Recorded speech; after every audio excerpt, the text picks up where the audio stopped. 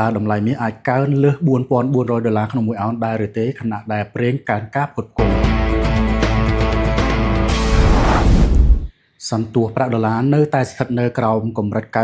99.9 ដដែលនៅថ្ងៃសុក្រនេះចំណែកឯក្តីបារម្ភអំពីការកើនឡើងនៃអតិផរណារបស់សហរដ្ឋអាមេរិកដោយសារតែកត្តាជាឥទ្ធិពលពីការកើនឡើងនៃតម្លៃថាមពលត្រូវបានថយចុះផងដែរប្រទេសដែលមិនមែនជាសមាជិក OPEC ដូចជាសហរដ្ឋអាមេរិកជាដើមនិងប្រទេសមួយចំនួនទៀតក៏បាននឹងកំពុងបង្កើនល្បឿននៅក្នុងការផលិតបន្ថែមឬក៏ផ្គត់ផ្គង់បន្ថែមនៅប្រេងឆៅដែលនេះជាមូលហេតុធ្វើឲ្យអតិផរណានៃប្រេងឆៅគឺมันអាចឡើងខ្ពស់នោះទេកាលពីសប្តាហ៍មុនយោងតាមរបាយការណ៍ Commitment of Trader ពី Commodity Exchange នៅក្នុងការជួញដូរ Gold Future យើងឃើញថា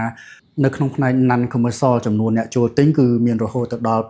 227,000 contract ខណៈដែលអ្នកដែលចូលលក់គឺមានត្រឹមតែ29,000 contract តែប៉ុណ្ណោះដែលនេះយើងឃើញថាជាផ្នែកមួយដែលគាំទ្រឲ្យតម្លៃមាសនៅតែបន្តឡើង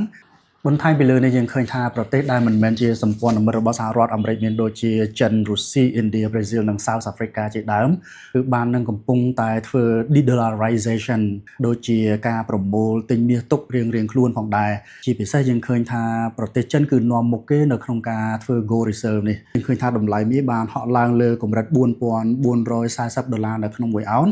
ហើយនៅថ្ងៃសុក្រនេះយើងឃើញថាតម្លៃក៏បានធ្វើ retracement មកខាងក្រោមនៅកម្រិត 1/3 ដែលស្មើប្រមាណ$4,330នៅក្នុងមួយអោនកម្រិតដែលអាចទៅខាងលើគឺនៅកម្រិត